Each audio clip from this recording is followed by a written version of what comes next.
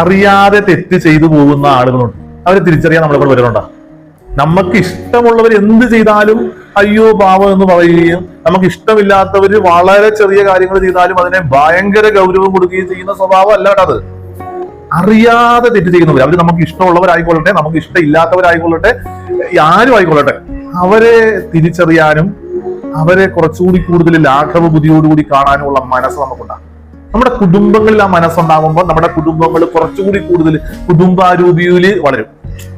വലിയ തെറ്റ് ചെയ്തവനായിരിക്കാം, പക്ഷെ അവൻ അറിയാതെ ചെയ്തു പോയതായിരിക്കാം. സാരമില്ലടാ, കുഴപ്പമില്ല, നീ അത് അറിയാതെ ചെയ്തു പോയാന്ന് എനിക്ക് മനസ്സിലാവുന്നുണ്ട് എന്ന് പറയുമ്പോൾ ആ കുടുംബത്തിന് കുറച്ചുകൂടി കൂടുതൽ സ്നേഹവും ഐക്യവും കൂട്ടായ്മയും ഉണ്ടാവുകയാണ്.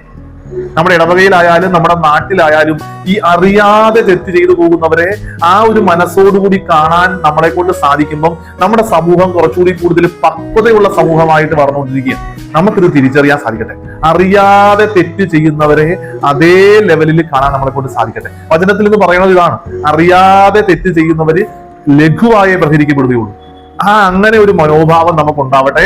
ഈശോ നമ്മളെ ഏറ്റവും പ്രത്യേകമായിട്ട് സമൃദ്ധമായിട്ട് അനുഗ്രഹിക്കട്ടെ.